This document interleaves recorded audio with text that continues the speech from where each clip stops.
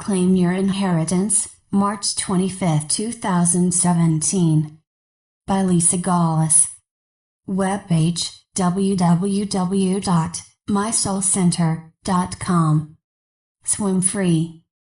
On the second day of Marco Island, our beautiful host Julie had the inspiration to take us to the river and a couple of parks. Again, for what, none of us really knew, but trusted. I was expecting a river like I am familiar with, but it was more like a skinny part of the ocean with a bridge that crossed over into and out of Marco Island. We walked around to the sands of the adjoining yacht club and just talked. I do want to mention here, before I forget again, every time we went to the water, dolphins always showed up. As soon as we slid through the gate of the yacht club, I immediately became aware of two vans parked in front of their building. Silly me, once again did not take a picture of the vans, so I recreated it from other images. Regular van. Raised van. The vans were identical, except one had the raised roof. Both displaying large colorful letters spelling out future. I knew its significance immediately. We are all in a massive choice point, not just the five of us, but every human on the planet, of which future we are going to choose to enter. The old world type future or the elevated, roomy future. When we were walking back to the car after our third park adventure, a tractor trailer was backing up almost into us. My eyes were honed in on the huge logo on the back of the semi, Star Transport. I held in my excitement until we all regrouped again. We kinda had to scatter to get out of the way of the truck backing up, but before I could even open my mouth, Julie chimed in with, "Do you see that?" Freakin' yes. All I could think of was the nursery rhyme. Twinkle twinkle little star, and at the same time, the star is already delivering the future we choose, almost running us over with it even. By the second day, there was already a rift in our group from night one's conversation that I wrote about yesterday. 3 stayed pretty much in their lane at the ground floor condo, and I kept bopping into Julie and her husband's condo. I developed a serious girl crush on this lady, even musing to her that she is my twin flame. We are so freaking alike.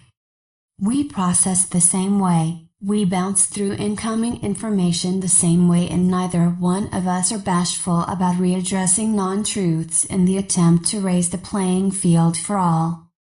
When we all got back from our adventures, I went up to her 6th floor condo to expand from the day's signs and understandings and what we could do together. I am not even sure what the hell we were talking about in the moment when a gust of wind came through her open balcony door.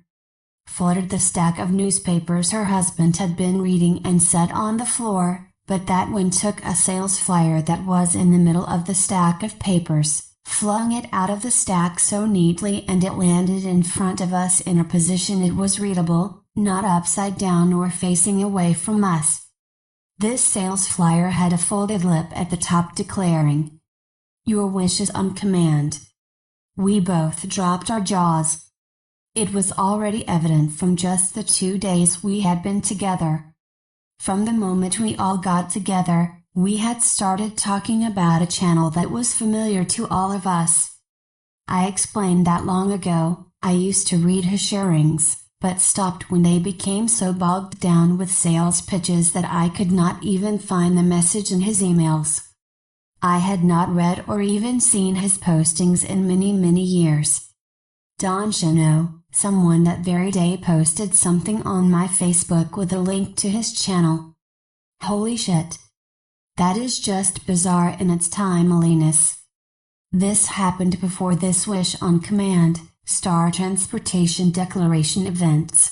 That said, later in the day, we talked about another channel, another one I long ago stopped reading for very similar reasons. Once again, shortly, hours thereafter, someone posted a link on my Facebook. When I opened that link, there was a link to her writings. What are the chances that 2 channels we talked about and I had not read, seen or paid attention to for many years, instantly became a part of my Facebook? This message was more huge than a simple wish being granted, or ever a complex wish for that matter. It was showing us, what you focus on is drawn towards you. The star transportation has no bias and, dare I say, is rather instant. Now let me couple this into the only reading I was able to see yesterday. But first, let me explain why there was only one. I ran out of time yesterday. We are all in that funnel, the central creation point. We will be there through, at least, the end of this month as light switches turn off and on, depending on what you are willing to let go and move into or not. Your future is being created by you now. My lady showed up sitting on the floor inside my office, very colorless. Her legs were crossed, her head was down, and I could feel a merger of anger and sadness running through her. Yet, my eyes were drawn to the ceiling area, where the top of the walls meet the ceiling. The most amazingly vibrant flower heads adorned that space between the wall and ceiling all around my office. I understood their significance, Shambhala. But why were they there? I came back to her tense body. Well girl, we gotta add some color to you, you're too gray. There was so much anger, more anger than sadness, but the sadness fed the anger. Come to find out, her parents passed and her brother is claiming everything that should have been shared between them, as his own. First thing we need to do, get your ass up off the floor. Stand up, stand in your power. It took a little coaxing, but we got her up and on her feet. Her hands clenched in a tightly balled fist. Let that shit go. Release, let it flow out of you. All this pent-up anger and sadness took her out of the fields of Shambhala, her center, and is taking life force away from her. I pried her damn fingers open. We needed a release point of that anger. When she finally gave in, and it is always your choice to give in, or be eaten up, the energy flow was amazing. Power in anger. It's spewing out in clear and golden energy, forming a puddle around her of some highly potent energy, intense magnetic fields becoming. She did not want to fight her brother in court. Why the hell not? Both her parents showed up and begged her to claim her inheritance. There was such a reverberation in their words, in their declaration to her, that it moved my soul into excitement. On a physical level, on a spiritual level. It is up to us to claim our inheritance. Fight for what is yours, for what you desire. Why not? If not you, then who? Just watching her stand up, release her anger outwards, created such a marvelously energy field for her. Again, we get so oddly weirded out by the power of our anger. We sit with it instead of allowing it to catapult us into the next grand version of ourselves. The force brings to you what you are declaring is yours. It will open doors that never even existed before. Or, choosing our future here, we can be consumed by the perception of injustice. Or do all we can to claim our inheritance. I had planned on taking my first dentist to small claims court since he twice refused a refund of the $1,093 on the crown that was never made but charged me for. When my move-out date moved up, I released that option, only because it would cost me more than I would get back. On the very day I released it, a refund of $723 posted to my Care Credit account. I'll take that with deep gratitude and release the rest to fulfill his needs. Anyone declaring this is the way it was meant to be, really needs to wash their mouth out with soap. This is the way you are choosing, period, and exactly what you will get back. Let's clarify a little deeper. Your wish is on command. Not someone or something outside of yourself. On your command. What's coming out of your mouth, Your heart, where are you focusing your attention? Can't have, or can't wait to have. On my last day at the beach, sitting with God's foggy presence, I thought about my teeth. The gratitude of being able to finally get my teeth done without the stress of worry. In that moment it was as if God picked into my brain and pulled out what my intention was. Get implants only on my lower jaw and save $5,000, by not getting the upper implants. His question was, why? Well, I really don't need to spend the extra money and can save it for my Mexico adventures. His statement to me is so true for every one of us. You now have more than enough to fulfill all your desires. My teeth and LASIK, do you still want them? As if he didn't know, LOL. Of course I do. Then just do it. There is an endless supply of everything, you can never run out for as long as you are in your flow. How often do we want the big prize and settle for a smaller one, happy just to have gotten that? This is one major place my girl crush Julie is ripping me out of.